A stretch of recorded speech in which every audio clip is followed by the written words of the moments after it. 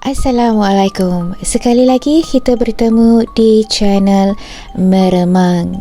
Ati doakan semua sihat dalam menjalani ibadah puasa. Walaupun berpuasa, tak salah kan kalau kita mendengarkan kisah-kisah seram? Asalkan kita tidak lalai dari kewajipan kita.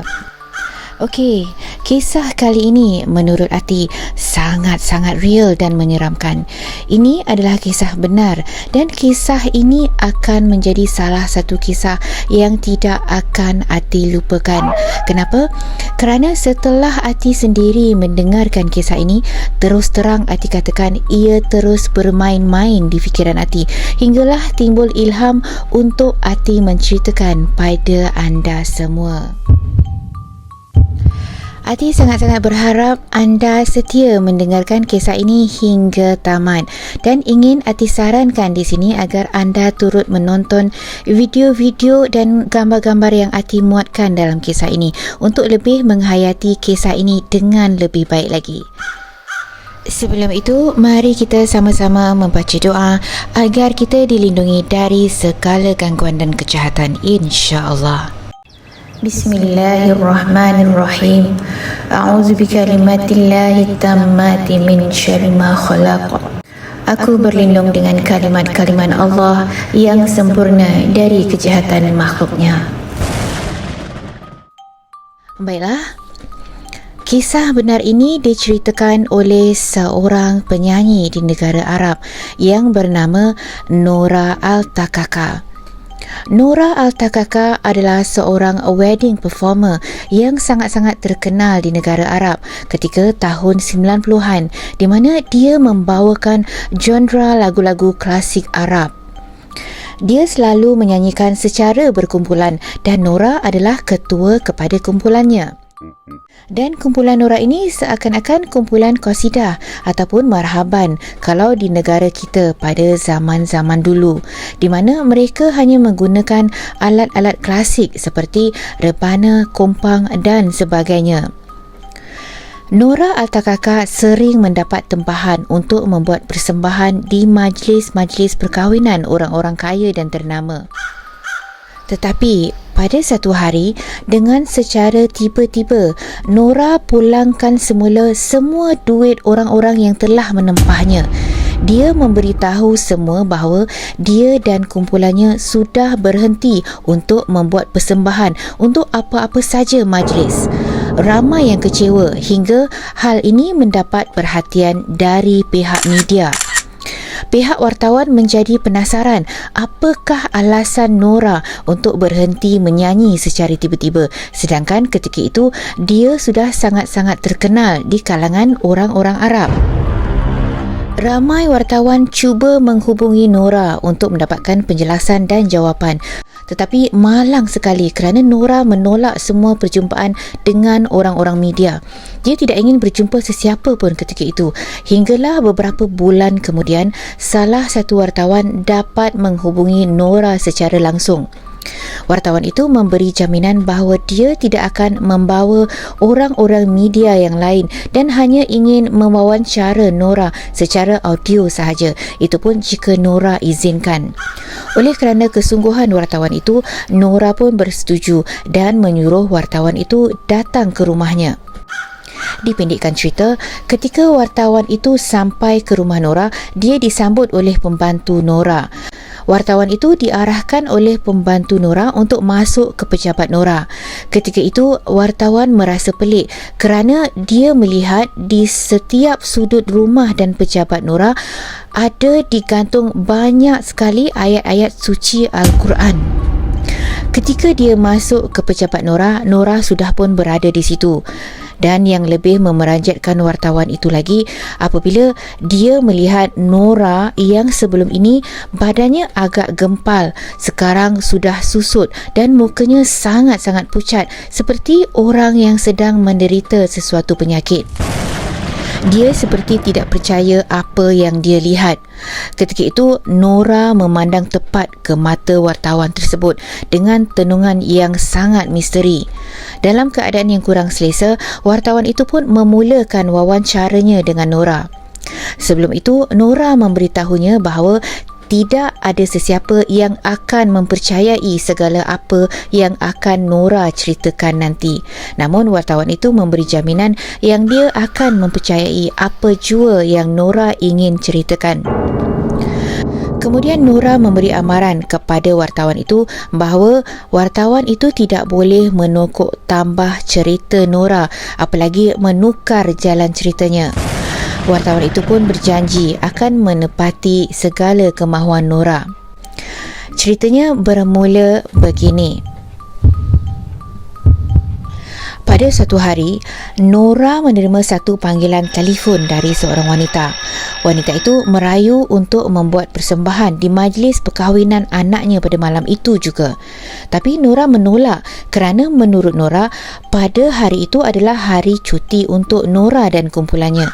Tapi wanita itu merayu-rayu kepada Nora dan memberitahunya bahawa anak perempuannya sangat-sangat meminati Nora dan pasti anak perempuannya akan kecewa dan menangis jika Nora tidak dapat hadir untuk membuat persembahan untuknya pada malam itu.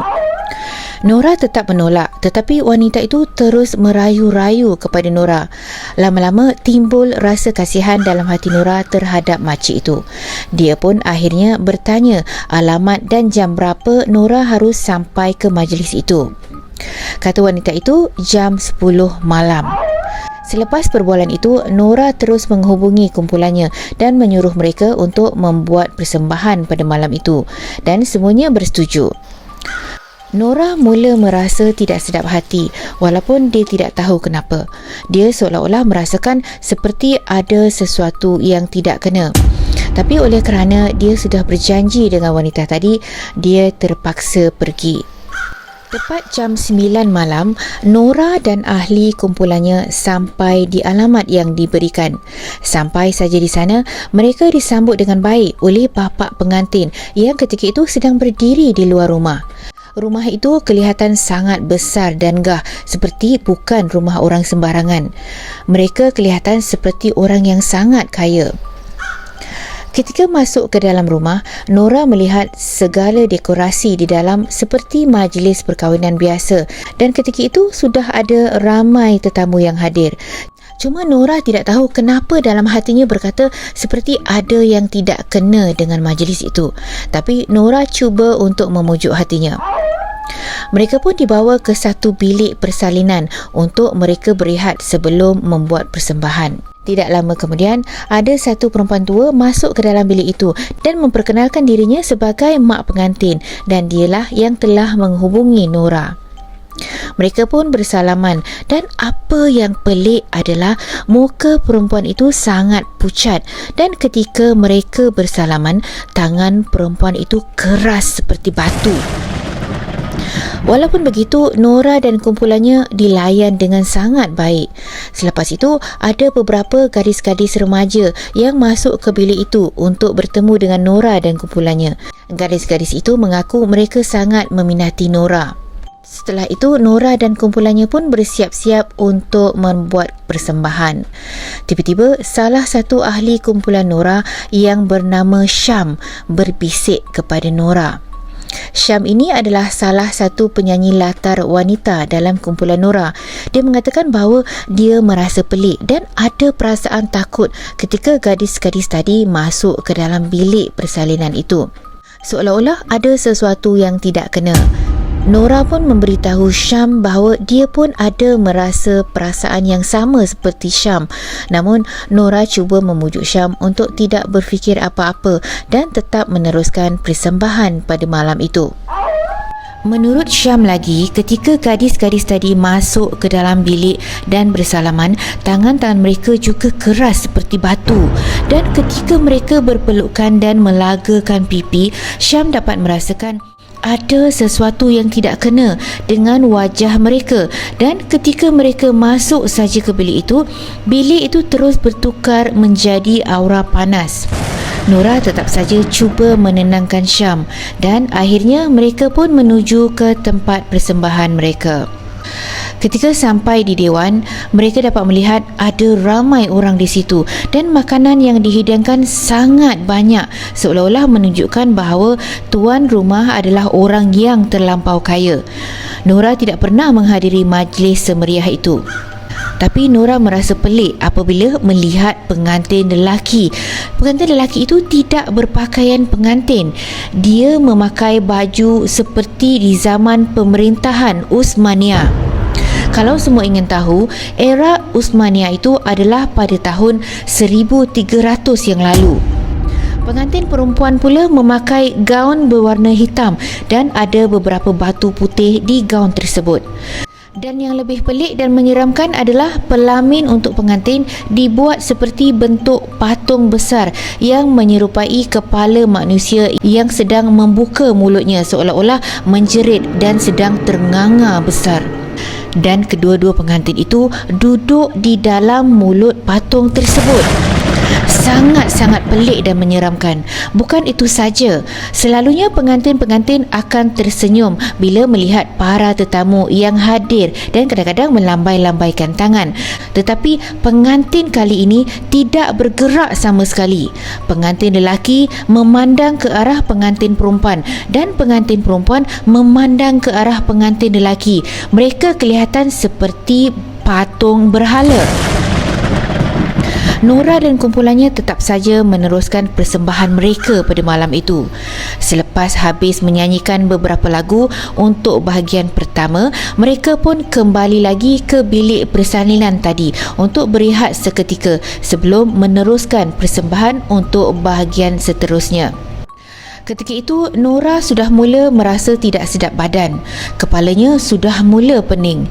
Dia pun meminta air dari salah satu pembantu di rumah itu.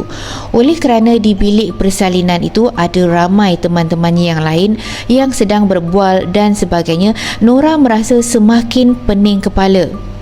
Dia pun membuat keputusan untuk naik ke tingkat 2 untuk berehat di situ. Bila Nora naik ke tingkat itu, keadaan di tingkat 2 sangat sunyi dan hidung Nora mula terbau seperti bau perabot-perabot yang lama.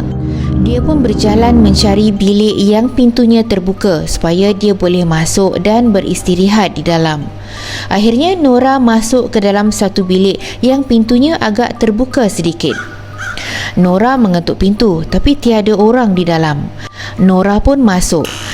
Dia terkejut melihat perabot-perabot di dalam bilik itu terdiri daripada perabot-perabot zaman dulu, sangat antik dan lama. Oleh kerana terlalu pening, Nora pun terus berbaring di atas katil di bilik itu dan terus tertidur. Dalam tidurnya, dia bermimpi dia didatangi satu wanita yang berpakaian hitam dan berwajah seram. Wanita itu pada mulanya ada di hadapan Nora, tapi tiba-tiba hilang dan tiba-tiba ada di belakang Nora sambil wanita itu menjerit sekuat-kuatnya sambil mulutnya ternganga. Nora pun terbangun dari tidurnya, mungkin terkejut dengan penampakan wanita seram dalam mimpinya tadi. Apabila Nora tersadar, dia melihat pintu di dalam bilik itu tertutup. Seingat Nora, dia tidak menutup pintu itu. Nora pun bangun dan cuba membuka pintu itu, tetapi pintunya terkunci. Ketika itulah Nora merasa di belakangnya seperti ada seseorang. Nora pun menoleh dan alangkah terperanjatnya Nora apabila wanita yang Nora lihat dalam mimpinya tadi sedang berdiri di depan matanya. Nora cuba membuka pintu itu tetapi masih terkunci. Dia pun menutup matanya dan berharap wanita yang menyeramkan itu akan hilang. Tidak lama kemudian, apabila Nora membuka matanya, wanita itu sudah tidak ada di situ dan ketika itulah pintu sudah boleh dibuka. Nora pun terus keluar dari bilik itu. Apabila Nora menoleh kiri dan kanan, dia ternampak kelibat seorang budak kecil yang tiba-tiba berlari ke arah Nora. Nora seperti tergamam ketika itu. Apalagi gangguan kali ini dalam hati Nora. Budak itu tiba-tiba berhenti di titian tangga dan terus naik ke atas, iaitu ke tingkat 3. Entah kenapa timbul rasa ingin tahu ke mana budak itu pergi. Nora pun mengikut naik ke atas. Di situlah Nora melihat keadaan di tingkat 3 lebih pelik lagi. Keadaan di tingkat 3 seperti rumah usang. Lantai di situ pecah. Suasana di situ sangat-sangat gelap, seolah-olah tidak ada orang yang pernah tinggal di situ. Budak yang diekori tadi juga tiba-tiba hilang. Nora sudah merasa tidak sedap hati. Nora pun membuat keputusan untuk turun ke bawah. Tapi tiba-tiba ada suara yang berbisik di telinganya.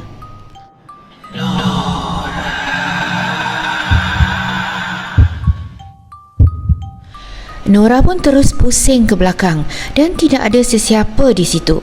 Tidak lama kemudian, Nora terdengar suara budak kecil ketawa. Apabila Nora menoleh, ketika itulah dia melihat budak kecil tadi sedang berdiri di depan salah satu bilik. Nora pun cuba mengikori budak itu. Apabila Nora cuba membuka pintu bilik itu, ianya terkunci.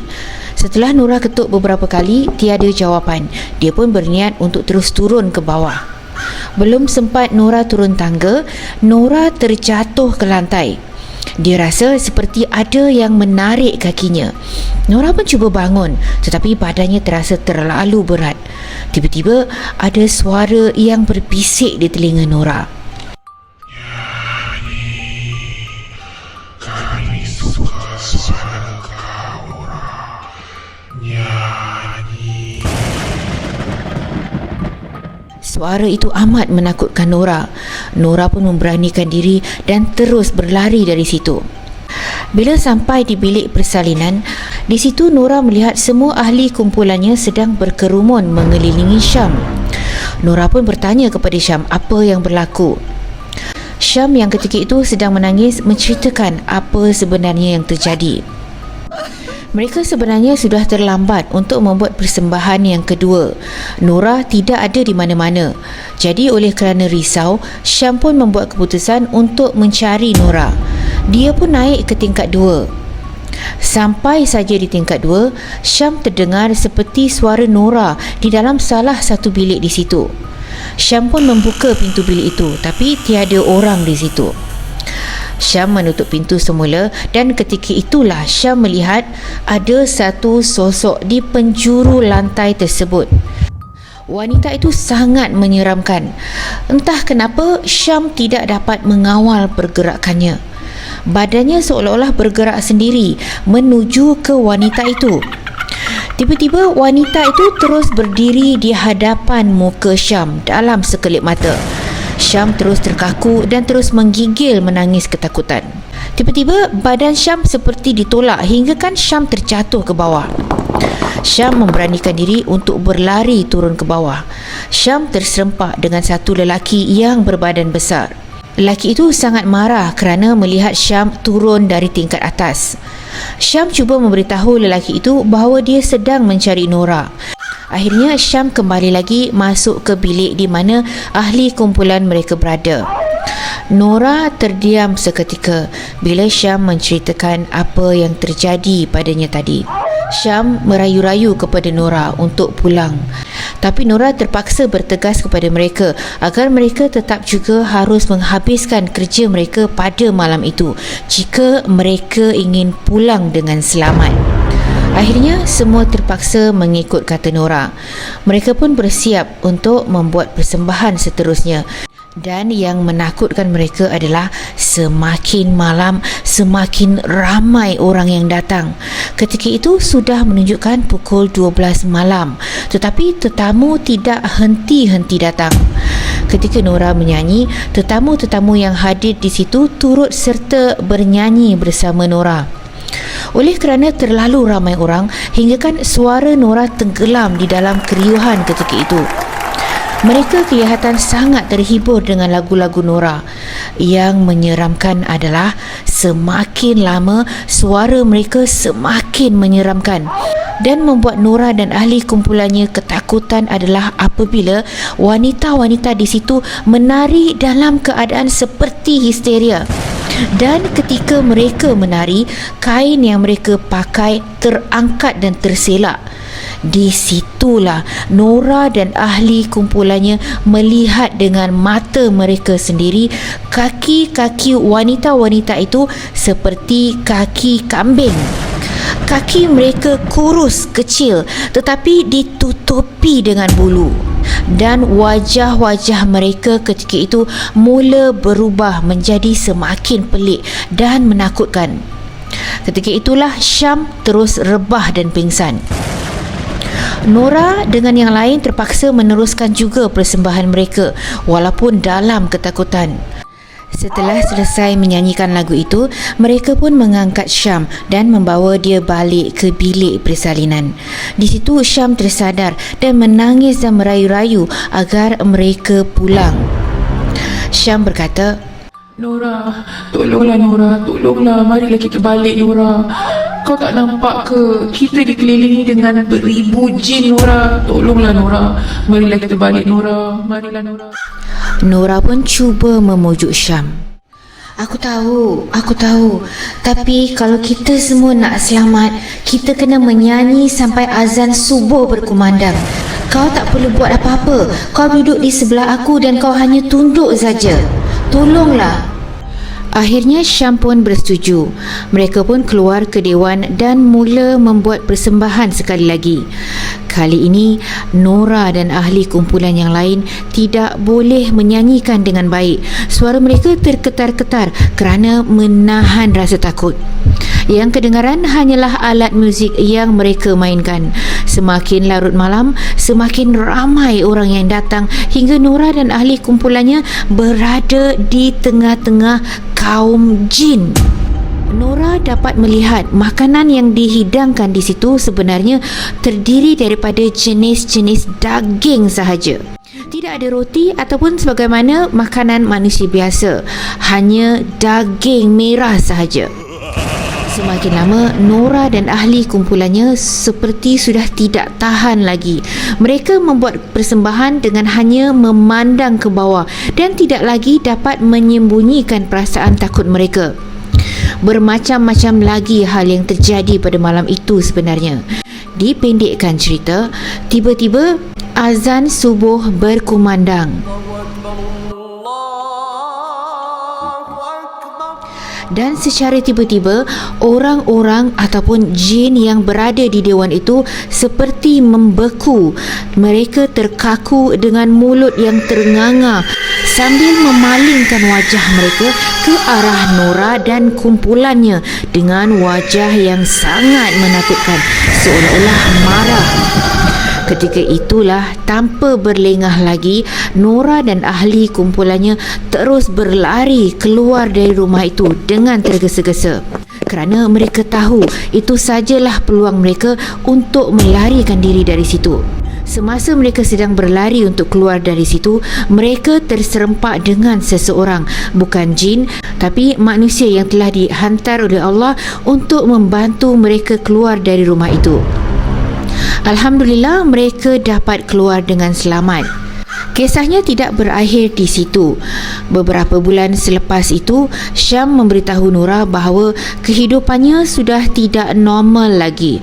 Dia kerap kali diganggu oleh penampakan-penampakan yang menyeramkan.